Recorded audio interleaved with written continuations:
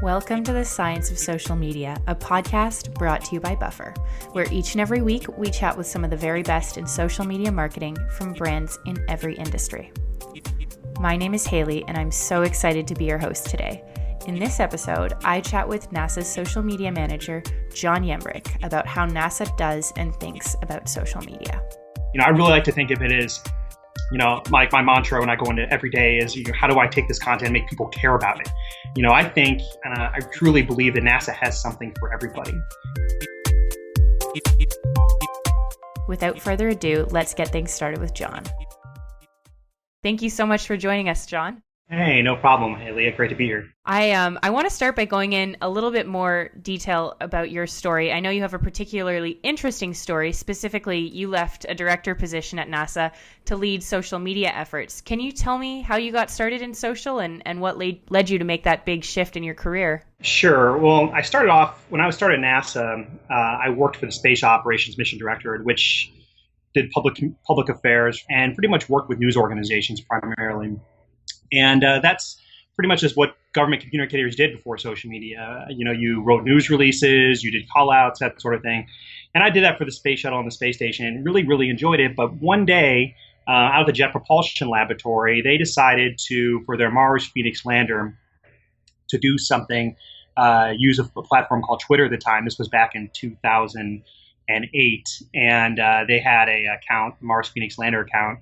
And they were posting news on that at the same time they were putting news releases out. And I was working space operations, which is totally different than the Mars science side of things. And I saw this and I'm like, what are they doing over there at the Jet Propulsion Laboratory? And what we learned was a lot of reporters were learning about what NASA was doing from the tweets they were reading from the Mars Phoenix lander and not getting it from the traditional methods that we were also used to. And during a spacewalk, I remember it vividly, there was one of the astronauts, so they were repairing the Hubble Space Telescope. And so what I did was I decided to just look at the conversation happening around what I was posting on Twitter because I was at some downtime. And the amazing thing that happened to me, I had that eureka moment where I was following the conversation and people on social media were saying, oh my God, I'm at the edge of my seat. I can't step away from my computer. This is so exciting. And they were saying they'd ask questions and I would know the answer. So I'd respond back to them. And I realized there was this great conversation happening with real people who were actually reading what I was writing. And as a public affairs officer, when you're dealing with news media, even if I make the front page of the New York Times, I don't actually see people reading the story. Heck, I don't even know if people did read the story or if they cared about it. Social media, all of a sudden, I saw direct interaction with the public. And I became addicted. At that moment, I no longer cared about anything related to news media and public affairs traditionally as we were doing it. And I just focused on that. And it was my passion from that point on. And when I went to Ames Research Center to run their office, there was someone at headquarters who they had doing social media at the time who left.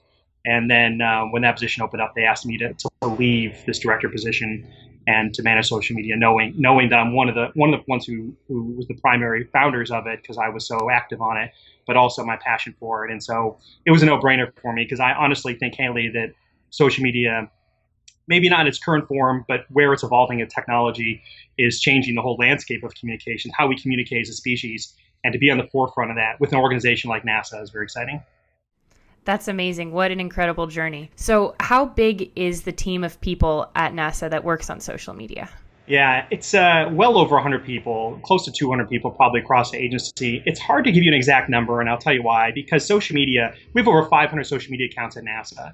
Some of those accounts are managed by, civil servants who are specifically working on social media. But, it's not just actually posting. It's a lot of people create content for us too, Haley. It's I would say almost every communication professional is creating something for social media, whether it's a video, an animated GIF, something they're doing live. So we really, it's a whole collaborative effort. It's interwoven with everything we do.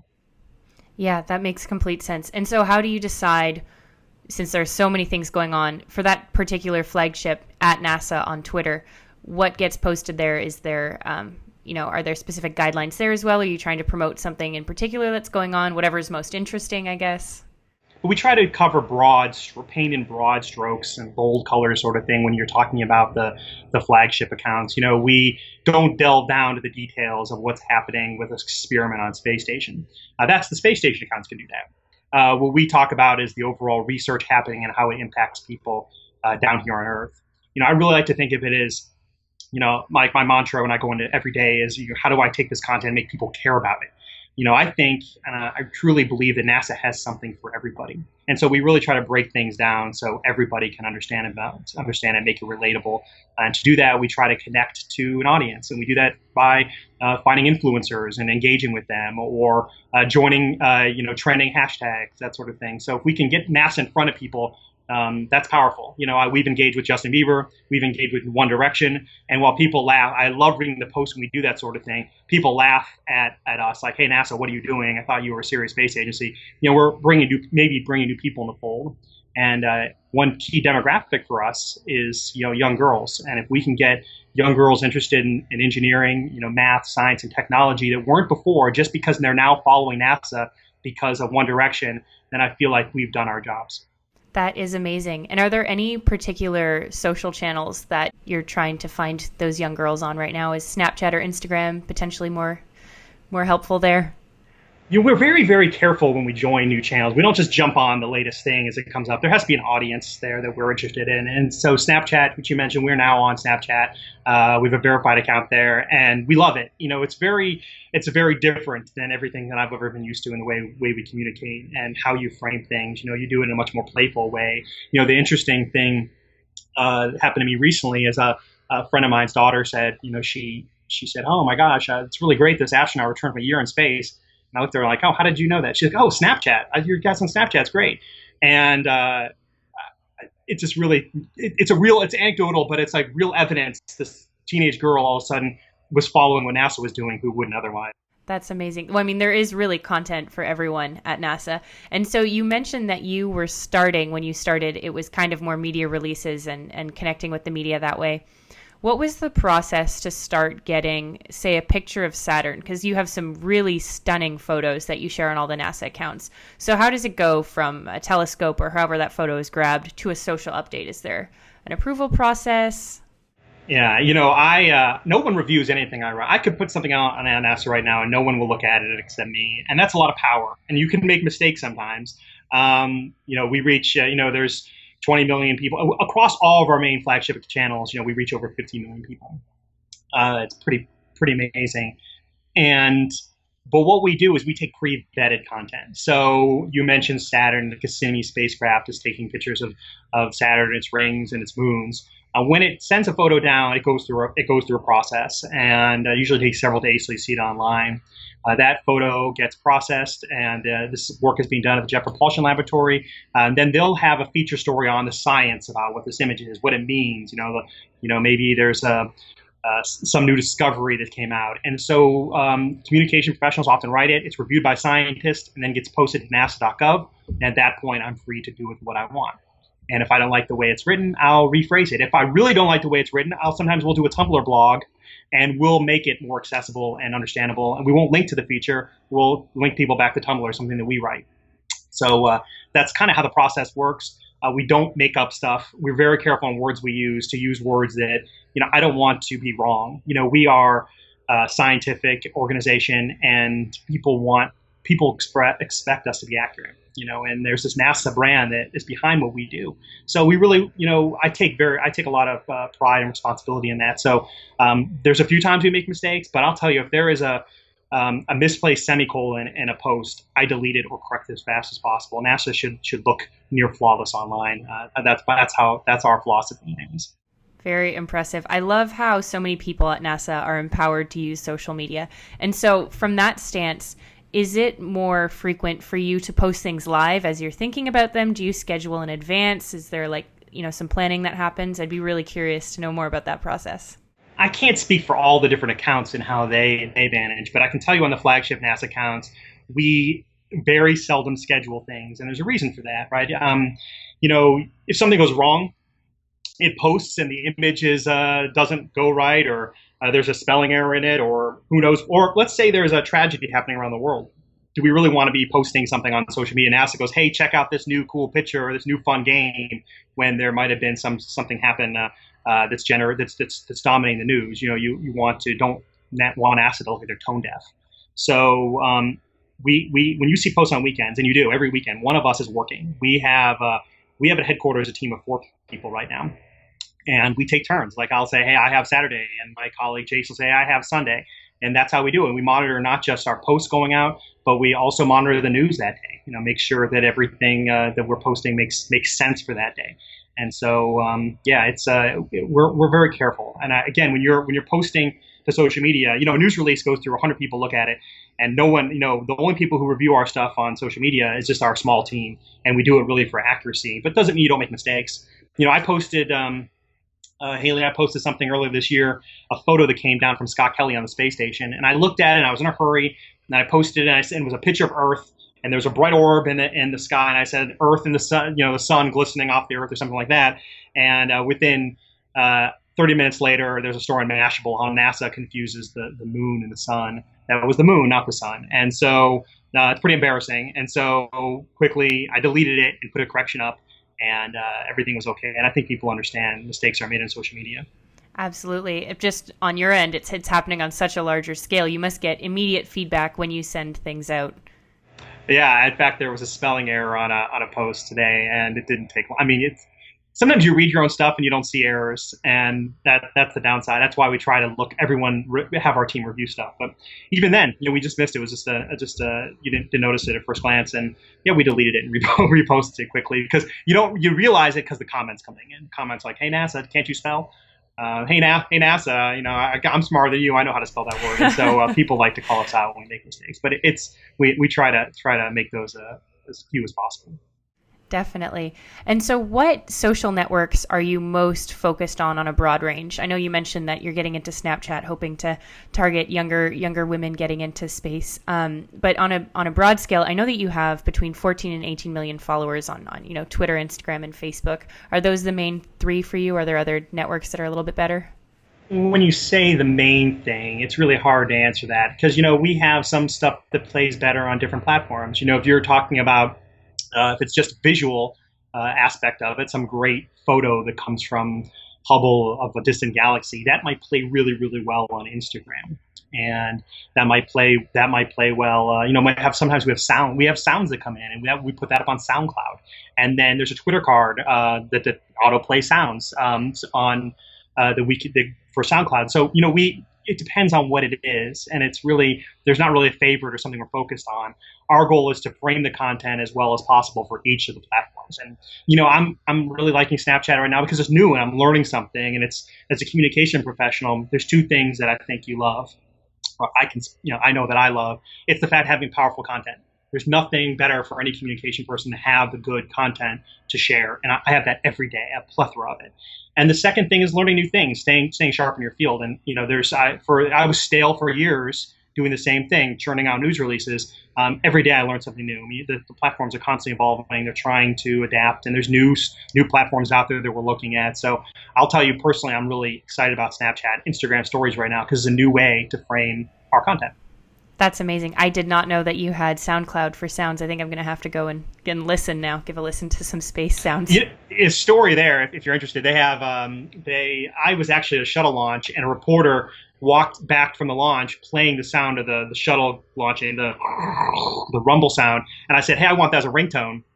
And I went back and I said, why don't we have some way to download sounds? And so I created nasa.gov/sounds. And so I got a repository of every sound that was out there. It sounds from Cassini and Saturn and from Voyager, and took all these sounds, collected them, and put on nasa.gov/sounds. And then when we decided to go on SoundCloud, it was easy, just transferred all of those sounds over there. So there's some really, really cool things out there, not just to listen to, but maybe make a new ringtone on your phone. It will amaze and wow your friends. That is amazing.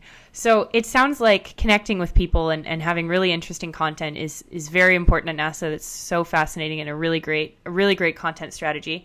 So I'm wondering, what does social media success look like? Are there analytics or metrics that you're looking for in tracking? Are you trying to increase reach, or is it really just connecting and getting that amazing content out there that looks like success for you?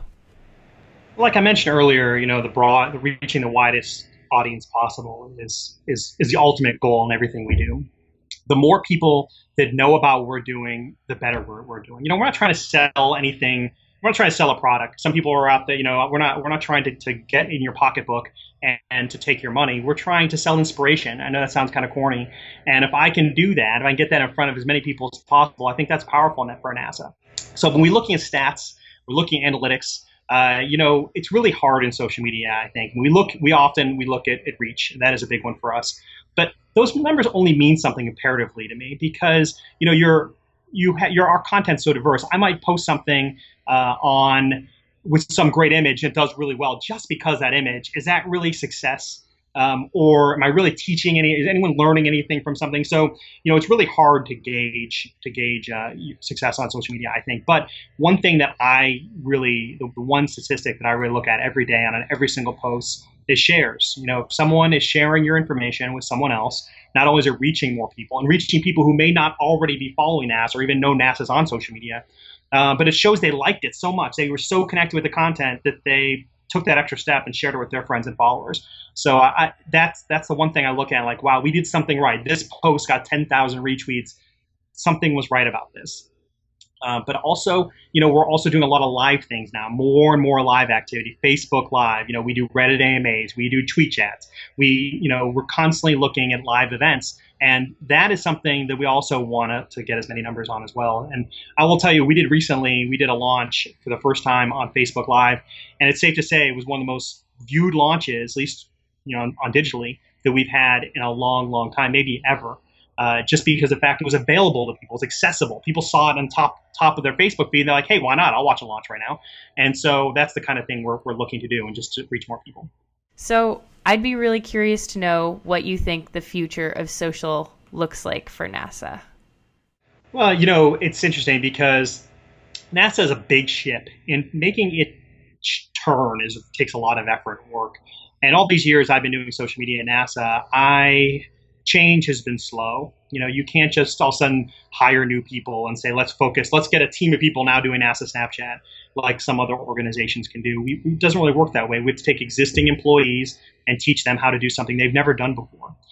So I would say, at NASA, inside our walls, we're getting better and better. And the new people that come in are really starting to get this is an element to how they do their jobs. We're trying to get people think differently about when they come into work in the morning, how they communicate with the public. It's not just about the same old traditional methods. We have to be nimble and we have to be flexible and ability to change, the way we frame content. And so, just a couple of years ago, I'd see videos popping up on YouTube and they were all an hour long. And then they started to be 20 minutes long. And we said those still aren't working. And now we see like minute-long videos, 2-minute-long videos. There's adaptation at NASA to make things to connect with people more. Very few people are going to sit in front of their computers for an hour and watch an entire NASA program or panel. So if we can summarize what they said in really short clips, we're bound to get that story out to more people. So I would say within the walls of NASA, that change still, getting more and more people to think differently about how they do their work. And we're going to keep looking for new platforms to go on and keep trying to grow an audience. Incredible. It's really exciting to me to think that there are so many people running around NASA that just have access to different Twitter accounts and can post what they're doing throughout the day. It seems like an incredible way to empower people to be involved with social at their own organization. Was this thought out? Was this a plan? Let's get everyone on social, or did this just kind of happen organically and then it's working well? There's an amazing thing that happens at NASA. Whenever something new pops up, everyone wants to do it. All these communication people want to do it. And sometimes we have to put the brakes on a little bit. I remember at one point we had Google Plus Hangouts were all the rage. We had 5 Google Plus Hangouts in 1 week. And we're like, well, we can't amplify all of those. We're kind of beating our audience here. We don't have a social media specific policy in NASA. People often ask like, well, what is let me see that in writing, what I can and can't do. And we refer back to the existing policies for communication professionals that are out there. Just like as a NASA employee, you can use your phone and communicate, or you can send emails out. Social media is just another method to communicate. So we didn't think it was worthwhile to create a whole new set of rules, especially for something that's constantly evolving. So instead, we refer people back to rules that have always been in place for employees to communicate. And then we just provide best practices for how to do that. Do you have a frequency guide for how often you try to post to Twitter, Facebook, and Instagram? I'm just curious. No. And so that's a danger I think you get into sometimes too, where you're trying to force content out. And I don't like content I like it being spaced out. but sometimes you don't. There's things rolling in, you roll with it. If we're doing a launch countdown, for example, we could be posting something every few minutes about the countdown, what's happening. They're getting the spacecraft is getting ready. It's liftoff. Now it's in orbit. This is how many miles the spacecraft is above. So we'll do real time updates when it's warranted. And the other sometimes there'll be only a couple posts a day.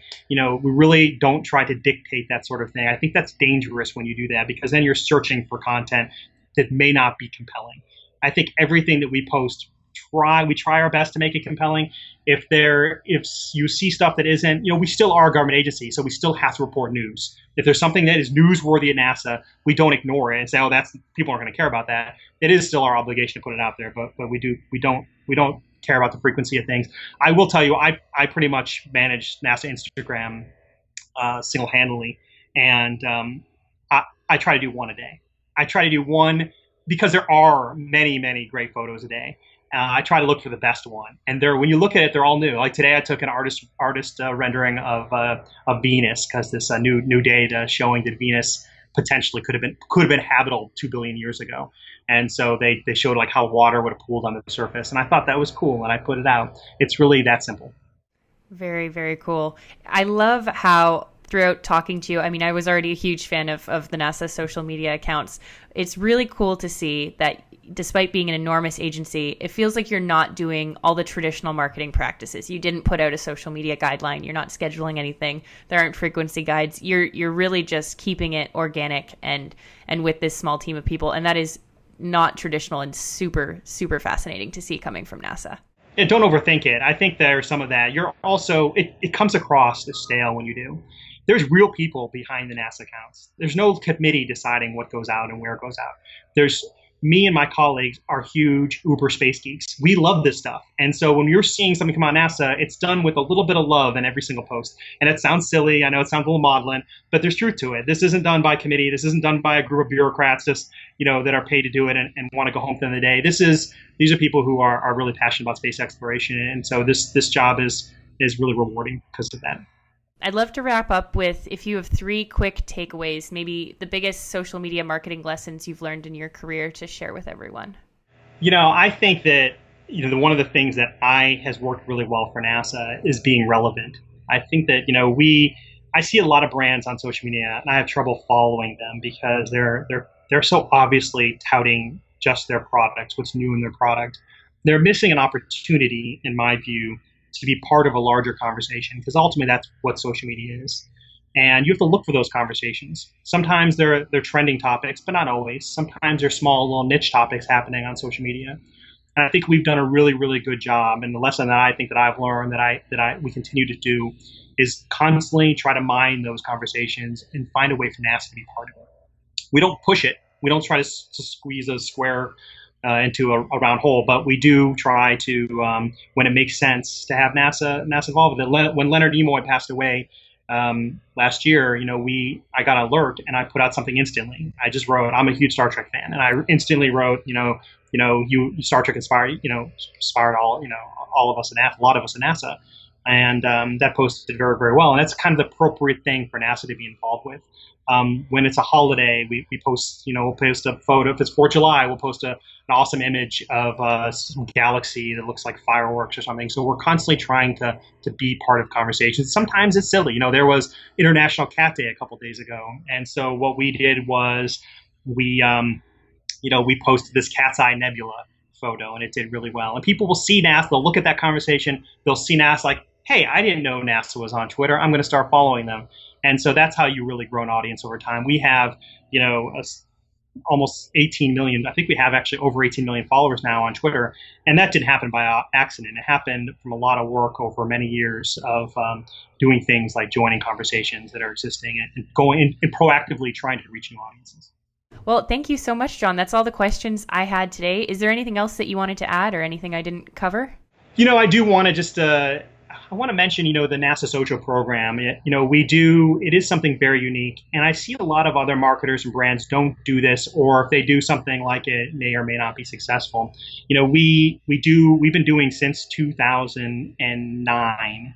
We've been doing this first it started off as NASA Tweet Ups, and then it evolved into NASA Social, so it encompasses more platforms. And it's this idea of taking social media followers, sometimes as little as 20 of them, sometimes as many as 200, and inviting them to this behind-the-scenes experience at NASA. And what better way to communicate your story than through advocacy? Your mother or father is going to be much more apt to follow something that you're passionate about. So if they see that you're tweeting or posting to Facebook something that you saw launch, they're going to be more interested in launch. The best advocates are your customers and your followers. And so what I would always say is I think this is a good program, not just for NASA, but for everybody. Give people this behind-the-scenes experience because it can be life-altering for them. How often do you do the socials? Every single launch, pretty much every single launch we've done since 2009. And then, because that's something awesome, right? At the end of the day, people get to see a rocket leave the planet. That's amazing what humans can do, and you get to witness that up close. But we do for other things as well. We have our Orion Spacecraft, which is going to be taking humans further and deeper in space than ever before. It's doing a water drop test in a couple weeks, and we're inviting 30 people out to witness that and get a tour of Langley Research Center in Virginia. So we do them more frequently than you think. I think there's 4 coming up within the next month. So that this is a dense period of NASA socials. But in general, we do them only when it makes sense. When there's an event that works for bringing people out, that people would be excited to come to in person. And anyone can apply for these? Anyone can apply. And we look at every single application individually.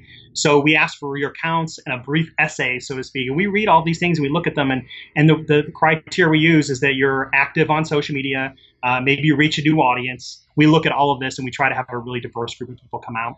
That sounds like a great program, and I'm definitely going to apply. I really appreciate you taking the time to chat with us and everyone listening at Buffer about some of your social media practices. It's been a really fascinating look into how you do social. Thank you, Haley, and thanks for all the nice words about what we're doing. We really appreciate it. Thank you so much for joining us for this episode of The Science of Social Media with NASA's John Yembrick. And thank you to John for taking so much time to share with us. You can see all of John's work on Twitter, Facebook, Instagram, and Snapchat as @NASA. And you can get in touch with John on Twitter as @Yembrick, YEMBRICK.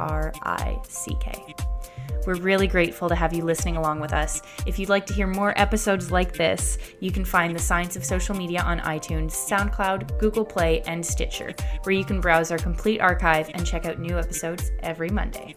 And we would love to hear from you. Your reviews on iTunes would mean the world to us. It'd be great to hear your thoughts and feedback there, or on Twitter, you can use the hashtag #BufferPodcast. Detailed show notes for this episode and all of our other episodes can be found at buffer.com/podcast. Until next time, thank you so much for listening.